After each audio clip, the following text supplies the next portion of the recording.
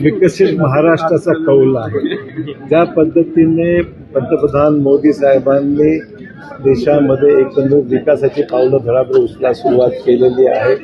लोकांना विकास पाहिजे, नुसता टीकेवर लोकांचा तर विश्वास राहिलेला नाही। काहीतरी कन्स्ट्रक्टिव्ह काम झालं पाहिजे ही सामान्य माणसाची अपेक्षा आहे। ज्या पद्धतीने देवेंद्र फडणवीस राज्याचे मुख्यमंत्री या नात्याने आणि रवींद्र चव्हाण प्रदेश भाजपाचे अध्यक्ष या नात्याने ज्या पद्धतीने कामाचा धडाका लावलेला आहे त्याला प्रतिसाद लोकांनी या ठिकाणी दिलेला आहे। आणि आपण पाहिलं राज्यामध्ये सर्वात जास्त प्रमाणात नगराध्यक्ष आणि नगरसेवक जे आले ते भाजपाचे आलेले आहेत आणि त्यामुळे भोकर याला काही अपवाद राहायचा प्रश्नच उद्भवत नाही। भोकर हा मला माझ्यावर प्रेम करणाऱ्यावर आणि आमची कन्याश्रीच्या चव्हाण आमदार या ठिकाणचे आहेत त्यांच्यावर मनापासून साथ देणारे हे लोक या ठिकाणी आहेत। भोकरच्या आगामी 5 वर्षाचा जो काही विकासाची संकल्पना आहे ती पूर्णत्वास निर्णय बाबतीमध्ये लोकांचा कल आपण पाहिला आणि भोकरमध्ये काय अपवाद वगळले तर मला वाटतं की लोकांची साथ भरपूर मिळालेली आहे आणि बहुमताने नगराध्यक्ष सुद्धा चांगल्या मताधिक्याने निवडून आलेला आहे।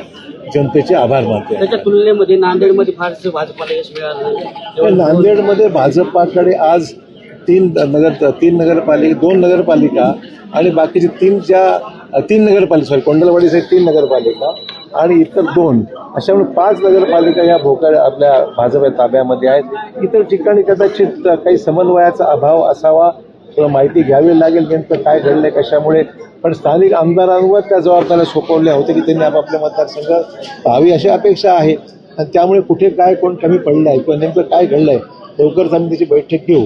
अन्य ठिकाणी सुद्धा कारण येणाऱ्या महापालिकेला सुद्धा ती पाहतो निश्चित पॉझिटिव्ह परिणाम याचा भाजप पुरस्कृत आहे असं नाही।